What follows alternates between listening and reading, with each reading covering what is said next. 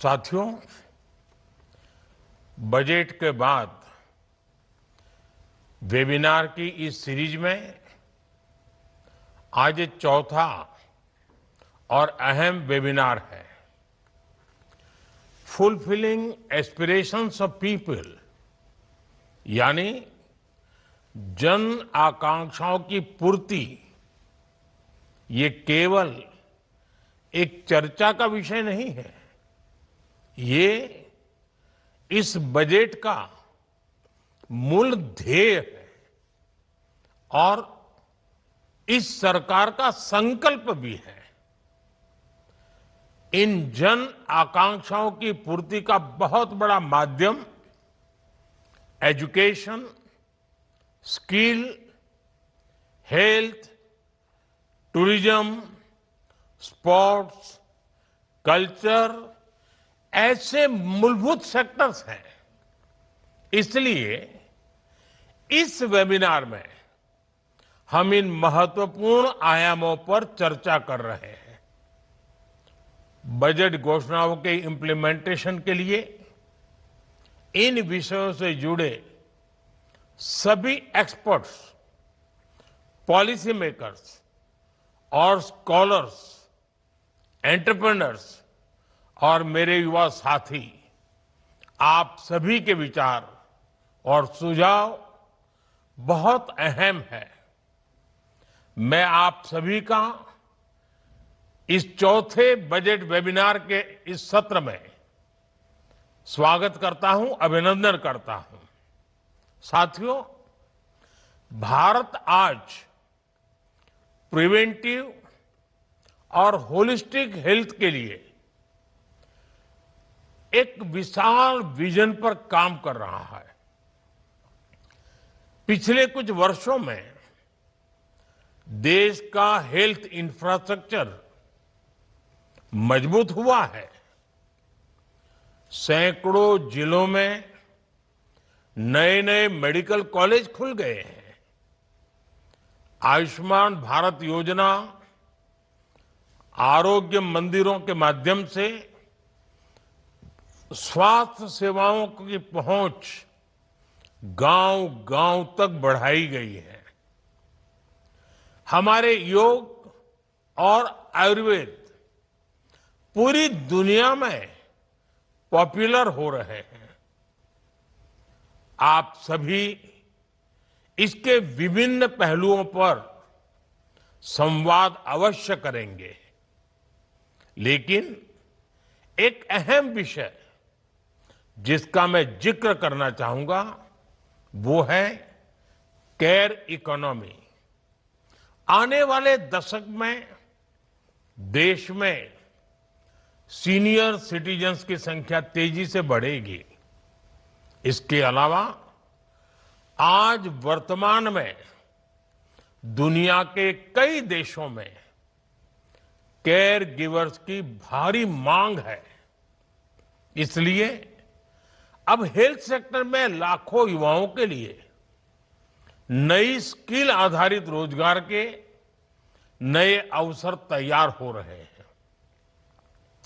मैं इस वेबिनार में उपस्थित हेल्थ सेक्टर के एक्सपर्ट से आग्रह करूंगा वो नए ट्रेनिंग मॉडल्स और पार्टनरशिप विकसित करने पर सुझाव दें, ताकि देश में ट्रेनिंग इकोसिस्टम और ज्यादा मजबूत हो सके।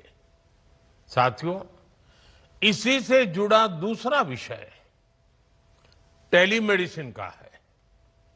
आज बड़ी संख्या में दूर दराज के क्षेत्र के लोग भी इसका लाभ उठा रहे हैं और विश्वास बढ़ता चला जा रहा है।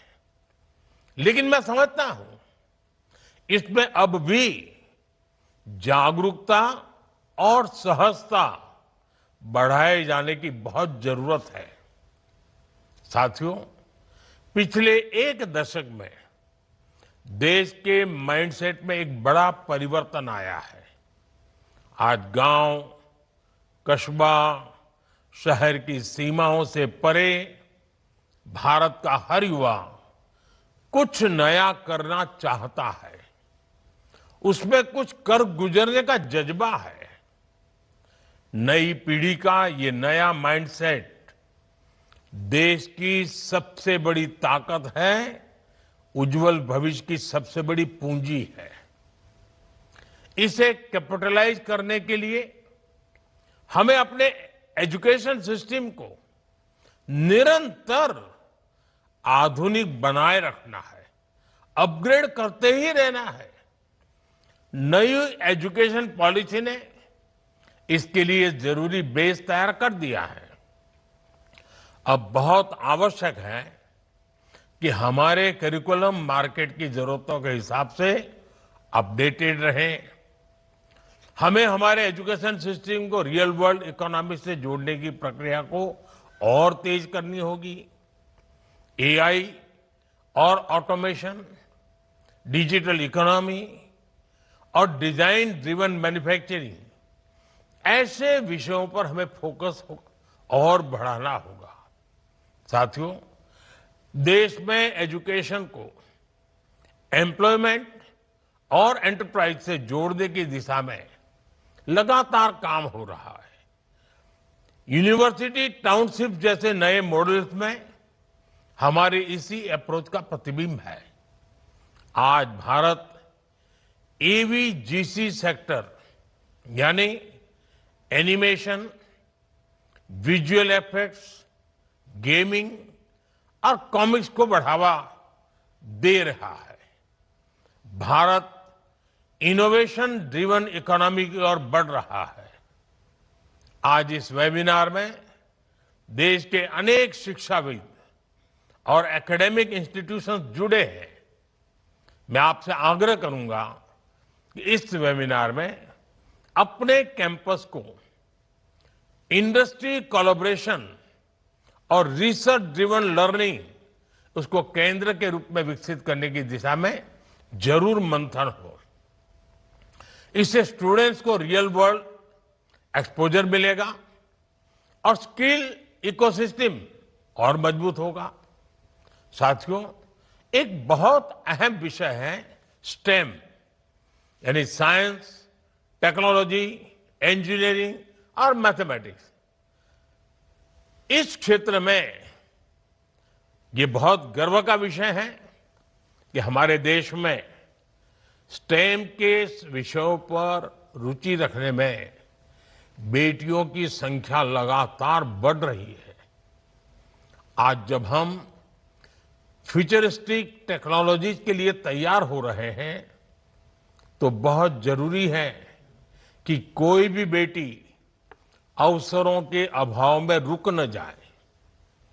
वेबिनार में आप इस दिशा में जरूर चर्चा करें। हमें महिलाओं के पार्टिसिपेशन को बढ़ाने पर और जोर देना होगा।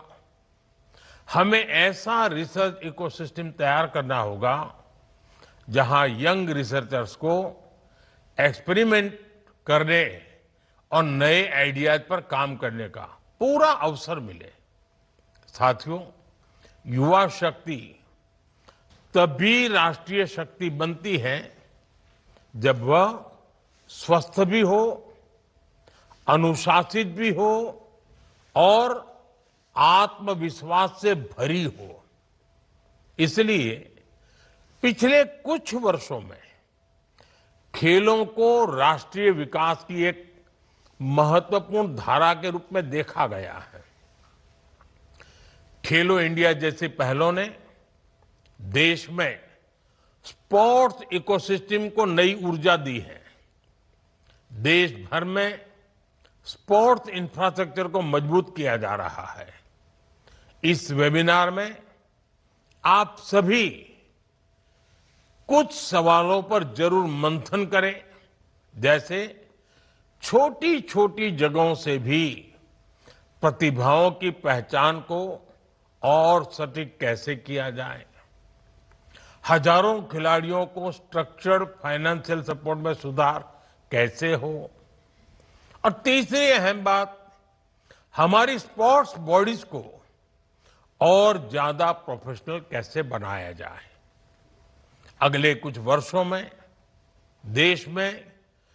कॉमनवेल्थ गेम्स होने जा रहे हैं। देश ओलंपिक आयोजन के प्रयास में जुटा है। ऐसे में हमें आज कम आयु के खिलाड़ियों को पहचान कर उन्हें तराशना होगा। तभी अंतर्राष्ट्रीय प्रतियोगिताओं में भारत का परचम लहरा पाएगा। साथियों, टूरिज्म और कल्चर रोजगार के नए अवसर बढ़ाने में बड़ी भूमिका निभाते हैं। जब किसी स्थान पर टूरिज्म बढ़ता है तो उस स्थान या उस शहर की ब्रांडिंग भी बढ़ जाती है। इससे उस शहर का ओवरऑल डेवलपमेंट भी बहुत तेज हो जाता है। भारत में ऐसे ऐतिहासिक स्थलों की कोई कमी नहीं है, लेकिन लंबे समय तक टूरिज्म कुछ चुनिंदा स्थानों तक ही सीमित रह गया। अब हमें देश के कोने कोने में टूरिस्ट डेस्टिनेशन को नए सिरे से डेवलप करने पर फोकस कर रहे हैं। साथियों, आप सभी इस वेबिनार में भारत के टूरिज्म इकोसिस्टम को मजबूत करने के लिए होलिस्टिक अप्रोच पर जरूर चर्चा करें।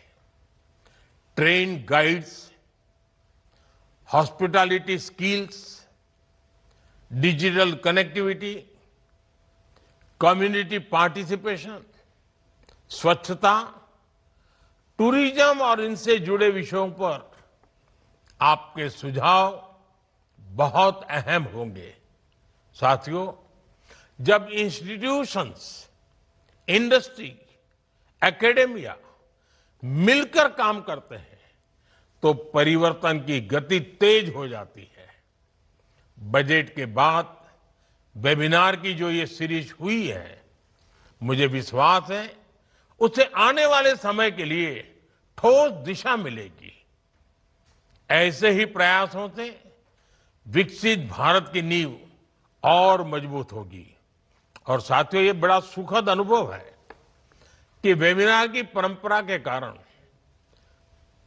पोस्ट बजट और खास करके इंप्लीमेंटेशन कर मुझे जो बताया गया कि इस वर्ष लाखों की तादाद में लोग जो इन विषयों से जुड़े हुए हैं, एक्सपर्ट भी हैं, उसके लाभार्थी भी हैं, उसकी व्यवस्था से जुड़े हुए हैं, यानी एक प्रकार से जो लोग ड्राइविंग फोर्स हैं, वे सभी लोग बड़ी सक्रियता के साथ वेबिनार में जुड़े। हमारे अफसर मुझे बता रहे थे कि बहुत उत्तम सुझाव आ रहे हैं, बहुत प्रैक्टिकल सुझाव आ रहे हैं। यानी एक प्रकार से समस्याओं का समाधान ही नहीं, नई ऊर्जा, नई गति के साथ आगे बढ़ने का हौसला भी देखने को मिलता है। मैं कहता हूं कि वेबिनार का बहुत ही सुखद अनुभव है। इसमें हिस्सा लेने वाले सभी वेबिनार में जिन लोगों ने हिस्सा लिया है, सब अभिनंदन के अधिकारी हैं, धन्यवाद के पात्र हैं। एक बार फिर आप सभी को बहुत बहुत शुभकामनाएं, बहुत बहुत धन्यवाद। नमस्कार।